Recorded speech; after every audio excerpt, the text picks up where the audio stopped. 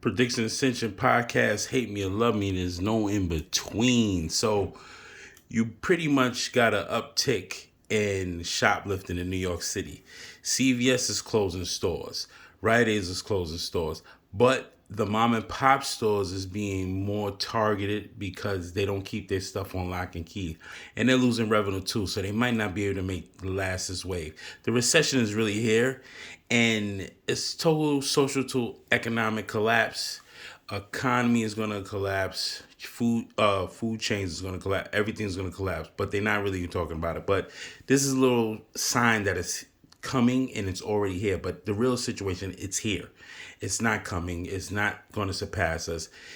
08, 09 didn't have nothing on it. This is 2020. They put a virus out, and this is the situation, the aftermath, pretty much. Check it out. As we're seeing a string of violent crimes taking place across the city, shoplifting continues to be a big problem too. Yeah, the issue having a major impact on pharmacies, many of whom are just choosing to close up shop altogether. Fox 5's Ashley Rodriguez takes a closer look at everything they're having to contend with. Pharmacist Leon Tarasenko owns Pasture Pharmacy on the Upper East Side. It's a small shop that still has its products out on display on the shelves, something you might not see at your local chain pharmacy. Fox 5, fair use. A corporate term for shoplifting. The way they handle it is by putting everything on the lock and key. I can't deal with my customers in that respect. Over the last 6 months, Tarasenko says he's watched shoplifting in his store get worse. People could come in, they just don't care. The police come, they get arrested, they're let out. It's a story people are witnessing, even able to capture it openly on their cell phones as the thieves pocket products undeterred. At a news conference last week, Chief Michael LePetri said shoplifting in the city is at its highest levels, with complaints up by nearly 18,000.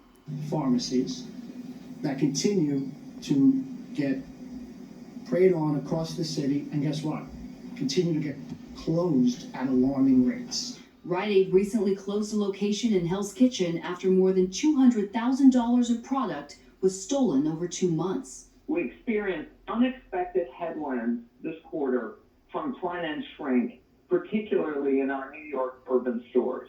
And CVS says it's closing about 10% of its stores because of the post-pandemic economy. Pharmaceutical industry expert and Rutgers professor Dr. Mahmoud Hassan agrees. Nobody goes inside store.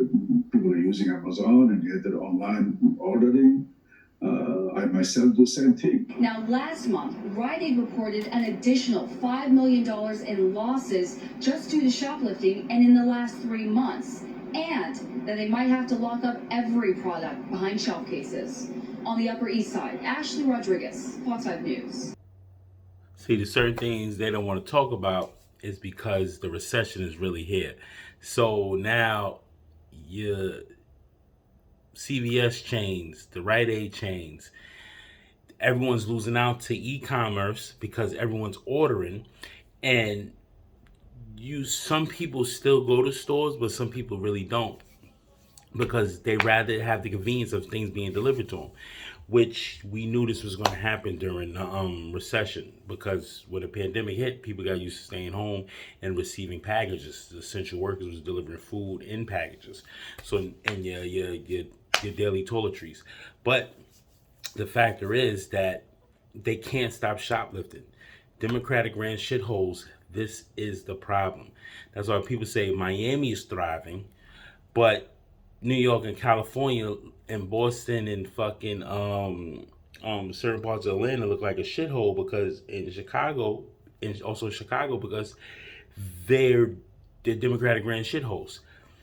So when you have a state like Florida that put their foot down and they're forcing the laws and they telling they law-abiding citizens to shoot perpetrators, shoot home invaders, shoot looters, we don't care. We just want to come pick up the body. We ain't got time for it no more. We're going to uphold the law because it's what we believe in our patriotic oath, our patriot blood that's flowing in our veins, our Second Amendment rights, and people aren't being held accountable, and the laws are so-called bias defund the police. It is what it is. That's why certain shit is just going to shit.